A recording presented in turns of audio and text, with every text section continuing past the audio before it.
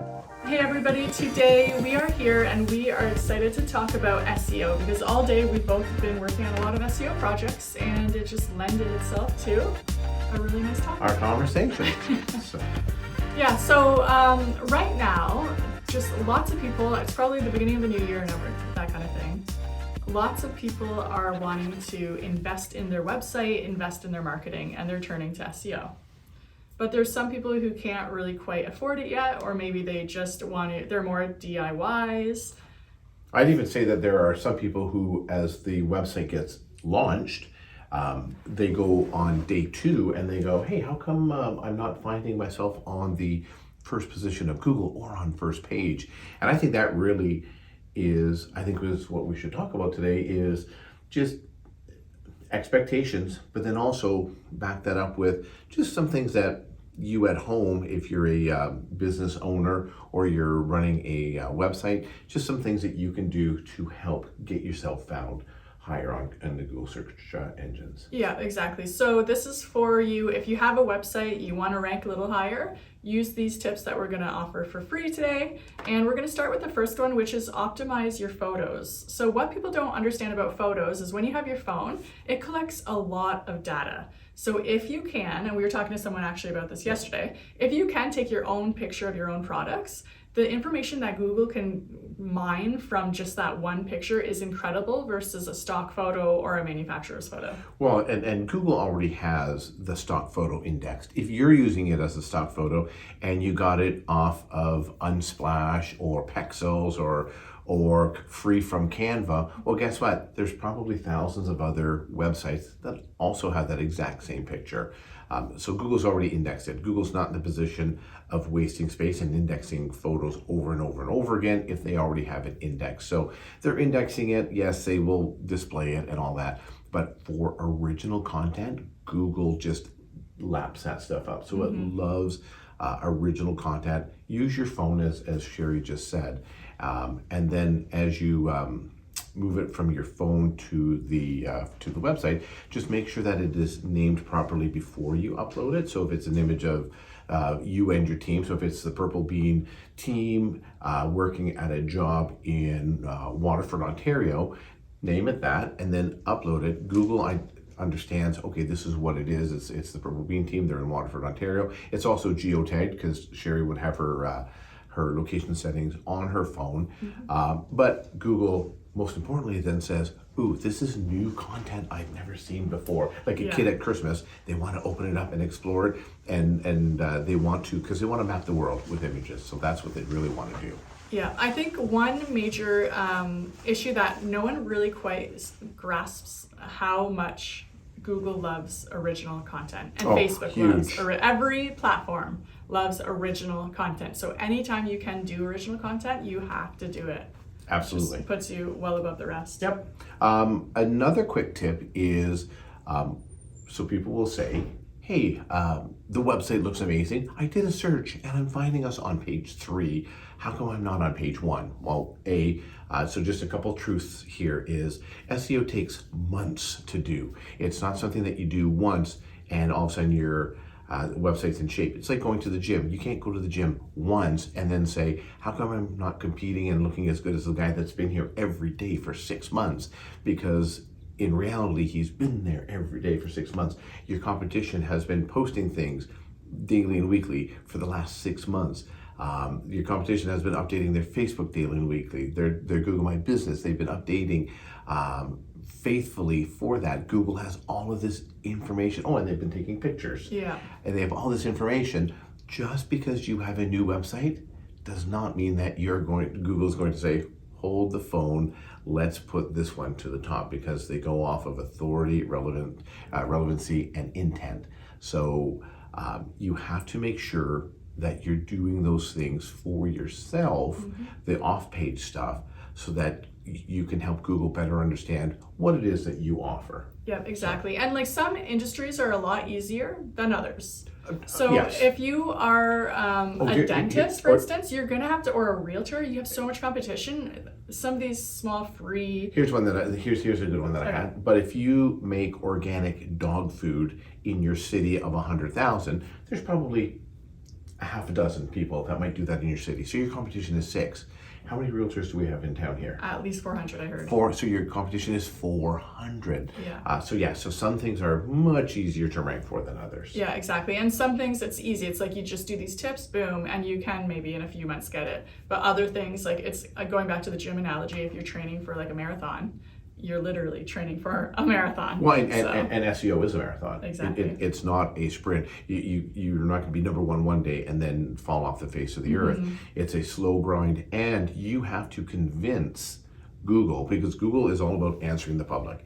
Your job, our job, the website's job is to convince Google that even though it's been giving 10 answers for the question of top realtor in town, it's been given the same 10 answers for the last 6 months.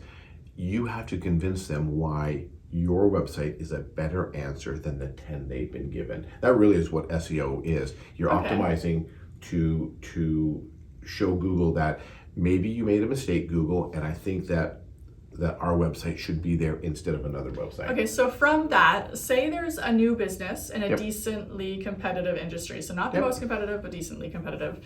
A lot of times, SEO for me and the phone calls I received, it's like almost the last type of marketing people do. They want, of course, a website, they want social media, they want billboards, and then after a while, they're like, we've tried everything else, now let's try SEO. But would you suggest that should actually be reversed? Get on your SEO strategy ASAP, because Google senses like the authority, because you don't want to have to usurp someone. It's easier to stay at number one than to become number one. Sure. So there's kind of 2 answers to that. One, oftentimes it's budgetary. So they would say, hey, I want to spend money on the office, on the signage, which you have to have. And then traditionally we've always done billboard ads, so we're going to keep doing those. So what else can we do? So I'd say first and foremost, start doing so there's on-page and off-page SEO. On-page SEO is the stuff that we do on websites. Off-page SEO is the stuff that you can do when you link your Facebook page to your website, when you link your Google My Business page to your website, when you get a write-up in a local online a newspaper, or you're on a blog and it links to your website. That's off-page. So what you can start to do as you're thinking about marketing is, what can you do to help out? Because oftentimes what happens is we start flat-footed. Yeah. We look at it, we go, okay, you have nothing linking to you, you have nothing driving traffic to you, you've never run a Google ad, you've never run a Facebook ad before, there's really no traffic coming to your website. So we are completely flat-footed. You are the person that's never been to the gym in your life, and you have a marathon in 6 months. So what do we do? So we have to start running. But if we think about it as, hey, you've already started to do if we think about it from a marathon point of view, you've already started walking around the block. You've already started walking to work. You've already started walking up the steps at work. You're parking in the furthest parking spot instead of the closest parking spot. Now you're getting your body kind of in tune. Same thing with your website. So think of it that way, that if you're thinking about SEO, start doing the stuff that you can do on your own that just costs time and doesn't cost too much money. But B, yes, don't, as Sherry had said, don't think of it as, I've exhausted every other option. I guess we'll try SEO, because at that point in time, there's still a ramp up time. So it's not like the phone rings and it's like, hey, Trev, can you do SEO for us? Sure, we can. And then by tomorrow or the end of the weekend, you're going to start getting calls. It doesn't work like that. It's depending on, as Sherry said, depending on the industry that you're in, depending on your competition that you're in, depending on the strength of your website, and so on and so forth. Even the research leading up to getting, even if you call us, say, March 1st, we don't start March 1st. Like, it takes a lot of research to figure out what's going to work for your specific business in your specific town. Sure, I find it's like really research heavy. Sure, we've got to analyze what your competition is. We have to analyze all the keywords that they're going after. We have to focus on what backlinks can we build and how can we link to you. Do you have anything out there that's also linking and saying who you are, other than yellow pages? Those would be called like citations. So is anything else backing up and validating what your claim is? And that really is what it is. That's where the authority is. who else is backing up and validating what you're claiming you are an expert at? Because if you have a Facebook page and you have a business, you are an expert at, or sorry, not a Facebook page, a website, you're an expert at that industry. If you're making, if you're making raw dog food in this area, you are an expert at making raw dog food. How can you validate that other than just saying, well, here's my website, here's my Facebook page, now call me? That stuff does happen, and that's because it's all about being in front of the right person at the right time. But more often than not, there's more people searching for your service than what you would even think that there are. So you want to make sure you help yourself by, don't think of SEO as I'm totally exhausted everything that I could possibly do. I think I'll give SEO a try. Start doing it. Do it on your own. Like it really helps us out if you start doing it on your own, and then we can see that, okay, there's people that are coming to your website. We can add analytics to it, and we can see what people are typing in and how they're finding you, and then we can start refining that for you. Yeah. So something earlier you said was Google My Business. Google My Business is important, not just for the consumer who's like, or the searcher who's typing in, I need siding in Brantford, and you want to be the one on the side, or if they're typing in your actual business, it's like immediate contact info. But it also helps, and that we actually talked about this earlier today with the client.